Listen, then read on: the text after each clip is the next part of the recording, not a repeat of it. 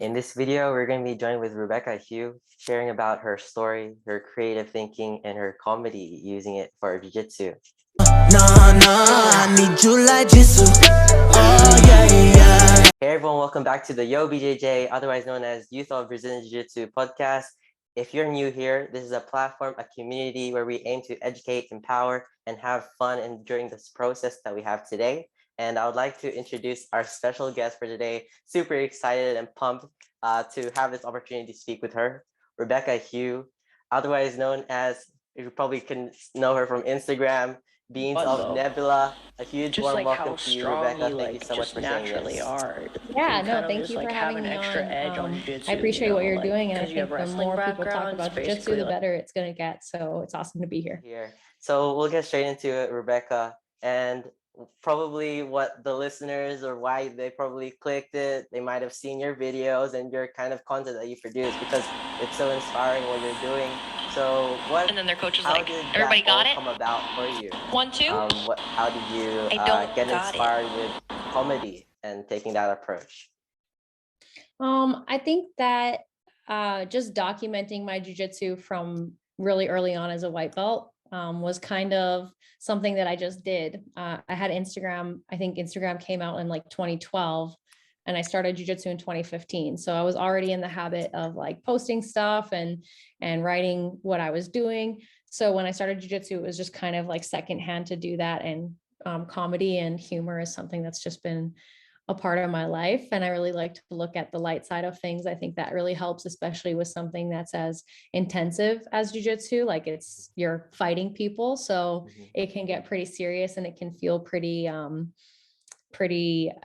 mean, it's a martial art. So martial is, that, that word that people are kind of like conforming and being serious. So it's important for me to have humor. I think that makes everything hard a little bit easier. Can you talk to us about the accomplishments and projects that you've been working on so far? I think since I started, I just really wanted to compete and to like get good at jujitsu. And I think really early on, I saw purple belts, and I kind of saw the difference between like white, blue, purple, brown, black, and how like it seemed like once people got to purple belt, especially while I was like rolling with them, it seemed like they had like a style, or like a particular set of things that they did. And I wanted to have a style too. I come from an art background, so it was really cool to see someone using their physical body to create a style and to be engaged with their body. So that was kind of, I think, what happened there. Stepping up into, I think, what your purpose is in life, right? You're really fulfilling and working, and just like how interesting it was to set up this meeting and, you managing your time and all these things that you're pursuing, right? So in a way, the average person may look at you and be like, oh, I don't need to do this. But so what inspires you on the daily to live up to that calling, essentially? I think I've always really wanted to create. That's like one of the things I've done since I was like little, all kinds of art. Like if I could get my hands on crayons and paper, that's what I was doing. Right. So I think that's what, I didn't really know exactly where I would end up. Even in my early 20s, I didn't find jiu-jitsu till I was 21. So I was in school for art and for psychology at the time. And it kind of was something that blended both of those things together. And that's something that I find easy to spend my energy on, like when you get to create and when you get to experiment and when you get to have fun and exercise all at the same time, it just kind of aligned all of those things. So accomplishing stuff along the way, like competing and that kind of thing, was kind of just something that happened because I was willing to practice.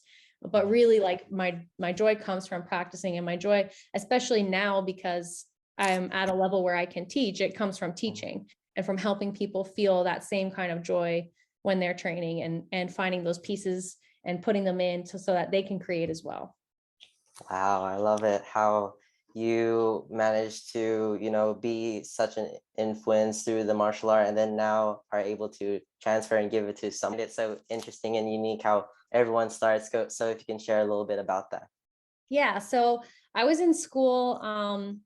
I always thought martial arts were just kind of something that like I didn't really believe in the Yeah. actual, you know, practicality of it. Like I kind of saw, I think like at the end of the karate era, like the 70s, 80s, and going into the 90s when it was kind of falling out and there was more like McDojos or more misguidance in martial arts, I kind of fell into that train of thought where like, oh, martial arts, like unless you're doing MMA, it's just not really that applicable.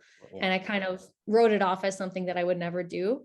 And then I was in university for psychology, and one of my studying partners started, and she was she was like, oh, this is such a cool martial art, like it's really fun. And she was listening to like the Joe Rogan podcast and all that kind of stuff, and I was just kind of like, I don't really know if it's that cool. You know, I didn't believe her. I didn't believe her, right? And I'm from a very small town. I'm from Canada, and the population of my town growing up was like 5,000. So we just didn't have access to martial arts on a large scale. And when she said that it was cool and that it was like, it was engaging and it was difficult and all this stuff, I was just kind of like, yeah, whatever. And then she's like, no, let me show you something. And I was like, cool, show me something, you know, like big deal. And she had me lay on my back, and she was in side control. And she kind of grabbed my arm and went for a Kimura. And at the time I was just like, what? Like, and she's like, okay, I'm going to start putting pressure on. And I was like, go ahead. Right. And then it kind of hurt my shoulder. And I was like, oh, wow. I was like surprised. And once she did that, I was just kind of like, okay, so maybe this is legit. Like maybe this is like a legit martial art. And I went and I watched one of her practices, and it was a white belt class, and it was an adult white belt class. And it's still like, when I looked, it still kind of looked like a bunch of like adult pandas just like rolling around and not knowing what they're doing, because adult pandas, I love how you worded that. Yeah, so I just kind of was like, again, I'm not sure. But then I transferred to a bigger city. I transferred universities to a large city in my province, and they had more selection for gyms, and I had time on my schedule, and I was like, well, I'll just give it a shot. And I went in, and my very first day, actually, I went into the gym. I called the gym first, and I said, hey, like, can I just come in and to try it? And the professor was like, for sure, come in, we'll give you a rental uniform. And at this point I had like listened to a bunch of Joe Rogan podcasts, and I had like watched it, and like I'd YouTube a bunch of stuff. Research, so I was kind of like I did my research, and I was kind of like, no, I think this is something that I want to commit to for at least 3 months. And I want to go 3 times a week. So I went into the gym even before my first class. I bought my gi. That was like the first, I was like, don't worry about a rental, I'm gonna buy a gi.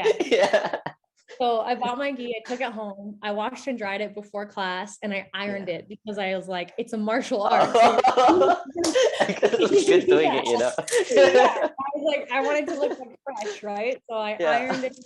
I like obsessively watched this YouTube video on how to tie a super knot, like how to tie the belt properly. So my very first day, my uniform was like crisp, my belt was tied perfectly. Like you'd never know it was my first day, right? Like I looked like a seasoned white belt. And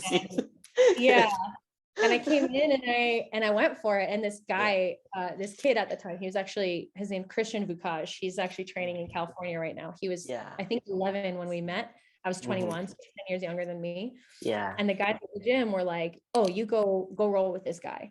And I was like, he's a kid, you know, he was like half my size. I want to beat up a kid. So I was like, for sure. I was like, for sure, let's do it. And we rolled, and he beat me up. Like he mutilated me. He like tapped me like 100 times. And I was just kind of like, wow. At that point, I was like, wow, if this kid can handle me, like, and then I saw him go and not just handle me, but a bunch of people at the time. I think he was a yellow belt, or maybe, I think he was a yellow belt. And I was just like, he kind of made me believe that it was possible for someone who was smaller to actually be effective at jiu-jitsu. And I think from that point on, I was just like, at minimum I did 3 days a week, but it Mhm. quickly went to like 4, 5, 6 days a week, right? Yeah. So I've never really had time off, with the exception of the last year when everything was shut down, Yeah. and that's been the mode, right? Like realization, whether it be a smaller person or like something more something on video, or like you said with your friend getting in that Kimura, like, oh, that's not supposed to hurt, you know? Yeah. Like, how are you doing this? Is this magic? I just want to also add in that that time that you're rolling, you know, and have that realization that one of maybe the thoughts that came to your head was like, oh my gi, that was iron. No, it's all crumpled up now. Surprised at like how much I sweat, because like I Yeah. considered myself a fit person going Yeah. into jujitsu, and then after that first class, like I barely made it through the warm up, and I was like I'm like an active person, you know, like I was doing lifting weights and all that stuff before class, Yeah. and I was surprised at how much like I personally was sweating, like my gi was Mm. drenched, and then people Yeah. around me were sweating, and then I never ironed my gi again. I realized like, wow, this is pointless. It's absolutely pointless, right? Yeah. It's like I'm the only one who took care of my uniform to that degree, right? So it was just kind of like it was silly, and I still, it's something that I laugh about now, right? I think so many people can relate to your story, you know, Rebecca, because I think jujitsu is just like quite unique and specific and niche, right? Like the dynamics, and although I'm sure many others that are listening or out there in the world that try jujitsu approach jujitsu with a fit background like yourself, right? And then going into their class, your post session, it can be quite you know, tiresome and stressful experience in a way. About like the benefits you have had and the connections that you've created through doing BJJ. Yeah, I think that the community is something that's really powerful, and I have a lot of people to thank for how far I've been able to go and what I've been able to do with it. While I believe that jujitsu is it's a sport of an individual, right? Like you have to show up and you have to learn it, but without your teammates and without your coach, without your instructor, without your opponents, you wouldn't be able to practice. You know, it's something that you need other people for. And that already brings like a sense of community and a sense of sharing the path with everyone, you know. I think people, you know, I went into jiu-jitsu as someone who is fit, and I have so much respect for people who come in and they don't, you know, have coordination, or they've never played sports before, you know, because everybody has a different starting point. But I feel that the longer we go down the road together, the better we get together. So that's something that I love about jujitsu. And I think that a lot of people as adults, maybe we graduate from high school and we go to college or whatever, and we kind of lose connection with a community, with a strong sense of community. And that's something that I really love, especially about all ages doing jujitsu, is that it offers a place where we can go and challenge each other together. And that is a really important part of growth. You have to be challenged, right? And challenged in a way where, you know, some training partners are harder on you than others, you know? So like when you learn that like some people are harder to deal with than others, and it's a lesson that goes beyond the mat. And that's just, I feel like all of life's lessons are you can find some kind of parallel in jujitsu with, you know, with everything. Like one of my favorite ideas is like when you think that you're stuck in side control, like you think that you're in a really bad place, there's always something you can do to improve your situation. And that's something that is a truth about a bad situation in your home life or in your school life or in your relationship. You know, it's possible that there's just something you might be missing. Maybe you need to ask for help. Maybe you need to try a little harder. Maybe you need to take a deep breath and try and figure out where you're at. But that's something I think that a community offers for sure. And I really want to continue like building that environment for people moving forward, you know? And that's what you're doing too with a podcast. Like you're proof, you know, that bringing people together and having people listen and challenge themselves and continue to grow is just a really great part of what jujitsu has to offer. Yeah, I love the you know, the special pieces of advice that you've shared with us today. Like well, just like what you said with how, you know, you escaping side control, like translating that with life, but also as well that strength, that strong community that I think as humans that we need that connection, right? And like you said, that with the whole, like, as a society we can be so or like goal oriented in a way and just want to get things done, and not really thinking about anything else but just like work, clock in, clock out, and then that's it. I know personally I've been like trying to make these, you know, funny ideas, of course, to share some light, because at the moment in this world it can be so daunting and negative, and it can be quite a process to create. So can you like share with us some insight on what it is like behind the scenes?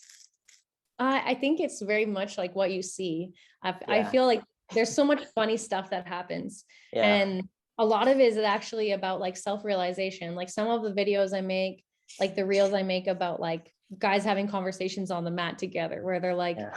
throwing shade on a wrestler, or where they're like Oh yeah. forgetting like the technique after the clap, you know, like those are things that are just Yeah. like funny about jujitsu. And when you can be Mhm. super down about like maybe you didn't get the technique of the day, or maybe you didn't, maybe Mhm. you got submitted like 20 times a day, but Yeah. there's like somebody somewhere that is going through what you're going through, and like there Yeah. is some fun, there is something funny about it, you know. And I Mhm. think it's really important to be able to do that. Like I said, it's really important to be able to look at the bright side of things and think like, oh, you know, like I'll eventually not have to go through this anymore. And I think the stuff that I find funny is those little conversations where it's like the blue belt is like stopping the white belt from getting the submission on him, because he's like, oh, if you just like fix Yeah. this about it, right?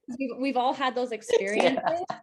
you know. And I think that's Definitely. what people kind of resonate with, is like you think about a Mhm. universal experience in jiu-jitsu and you find a Yeah. way to communicate that. And that's what Yes. people find funny. But it's not, I mean, if you look at my page, it's like Mhm. maybe 1 in every 10 things are funny. So it's not Mhm. something that like I can always do. Consecutive. Yeah, it's Okay. not just like I can't just like keep being funny, you know. Yeah. It's like it comes up every once in a while and I'm like, Mhm. oh, I could totally make a video about that. Yeah. And Instagram changing their tools is really Mhm. a big part of that, right? Because before it was only posting pictures for a really long time. Mhm. And then they added the Right. video feature, and then they Yeah. added the story feature, and then they added Mhm. the reel feature, and the Instagram, well, Instagram TV was first and then the reel. So as our as our tools are growing, the way that we can communicate is changing. And I've always been like a button clicker. Like from the first time Mhm. that I had a cell phone, I was going through all the Yeah. settings, like personalizing it, right? So it's like a Awesome. combination of having like humor about things, and then Yeah. also knowing how to use the tools properly, Mhm. right? And use the Yeah. tools effectively. Like you might have a really good idea Mhm. that you think you get But a if you lot of can't views. effectively communicate Yeah, and use the tools, right? exactly. So And it's kind of another thing that you have to learn, that I had to learn how to do. Like I had to learn how to effectively use Instagram. So I would YouTube like how to make a reel, how to, you know, like how to use certain features, how to like when is the best time to post, like all those kinds of things I would do research into to figure out how to best utilize my Instagram, you know. yeah. But a lot of it is just storytelling. Like people want to Mhm. hear about where you came from and where you're Mhm. going and what's going on. Mhm. And I think there has to be a level of authenticity and sharing Mhm. the good stuff and the bad stuff and the Yes. funny stuff and the sad stuff. And Yes. that's really what I'm looking for to show people, is because like it's not all funny, it's not Mhm. all serious, it's not, Mhm. you know, all hard work. Sometimes you actually just relax and it's good for you, Yeah. That's right? right. For So your mental health. yeah, it's a process. And I think the better you get at using the tools, like I've seen people who know how to use the tools and don't Mhm. have really good ideas, but because they know Mhm. tools, it's effective. Yeah. So Yeah. you definitely have to put time into understanding, you know, like Mhm. a pro tip, like wipe the camera off before you use Yeah. it. You know, it's Yeah. like putting your glasses off. Little. Yeah. You know, like it's something that people don't like, you wouldn't think about, but Yeah. it's True. actually really effective. It makes the video quality look a lot better Better. instead of Mhm. recording in HD, record in 4K. Mhm. Like those types of Yeah. things that really, they don't make a difference. Like for you as the user, you Mhm. don't know that I've done Uh, those little things, yeah. but they subconsciously For make a the huge difference. audience, yeah. I guess we're constantly surrounded with our feed things of like perfection and this ideal body and this image and this persona in a way. But you've been really, I admire you for being authentic and with yourself and to your audience as well. To wrap up this video, Rebecca, I thank you so much for sharing your time with us. If you can share the greatest piece of advice that you have received. Okay, so I was 3 months into jujitsu, Yeah. and I was in I was getting submitted so much. Like I did a competition and I did really well. But then I got back to training and I wasn't doing very good. Like it was hard. And I think everybody gets to that sticky spot in their training. Mhm. And I called one of my training partners and I said, like, look, I'm in a lot of pain. I'm getting Mhm. tapped all the time. I don't think Yeah. I'm getting better. Yeah. Like I don't think I can do this anymore. My back was hurting a lot, Yeah. like, and I wanted to quit. Yes. And he told me, and this is not like the most coziest advice. He Yeah. told me, he told me, you're just doing it wrong. Yeah. And I was like, What? I was like, I know that's what I'm saying. Like it doesn't feel right. Like, like he's like, yeah, Are I you know, listening to but me? yeah. He's like, no, you're just doing it wrong. Like you have Yeah. to just learn the right way to do it. Mhm. And the best piece of advice he gave me, he's like, you're always flat on your back. Don't be flat on your back, get on your side. And as soon as I changed that detail, I went into training the next week. Ooh. And even from closed guard, I kind of got more on one side than just flat on my back, Mhm. and started working better. And I Yeah. stopped getting crushed as much. I started being able to use my frames effectively. And when I got just like a little piece of technical advice like that, it Mhm. really increased my ability to be effective. And that Yeah. gave me confidence to continue going. And I always remember that anytime I feel like I'm struggling or I don't get it, I always think you're just not doing it right. Like there's a better way to do it, Yeah. be more efficient or ask more questions. And that's something I think, even though it doesn't sound like a Mhm. very profound solution, it is, anytime Yeah. you're stuck, like even when you're having a hard time getting out of bed, and you're like, oh, I'm so depressed, I'm so this, I'm so that. It's like, okay, well, you might be those things. That might be true. Like you might be getting submitted on a regular basis, but that just, it is Yeah. just an You're just doing it indication, wrong. that you're doing it wrong. Change your mindset. Yeah, and it doesn't, just because you're wrong doesn't mean that you can't change it and improve it. Mm, So don't yeah. let that kind of indication, that kind of like feeling of like, oh, I'll never be able to get this, don't let that stop you. You can go beyond that, and you can change your character, and you can find strength, and you can keep going, and you can find the right technical way to do it. And you'll always have to revert back to that lesson. Even now, I'm a brown belt. I still can sometimes like learn a technique and it doesn't feel like it worked for me, or it doesn't feel like it'll be effective, but I'm just not doing it right. There's something that I'm missing. So finding that little piece and making it click, it might take a while, but it'll be worth it. Like you said, it can be applied whether it be on or off the mats. Just a simple piece I think can really change, reframe the mind. And I like how you said it's a process, right? It can take long or short. It just all depends on the context. Thank you everyone who is listening for this podcast. Thank you so much for watching.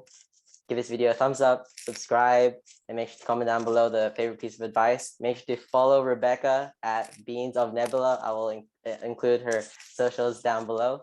And yes, team, that's a wrap for today's video. Keep smiling, keep training hard. Sofia, entrenaduro. Peace.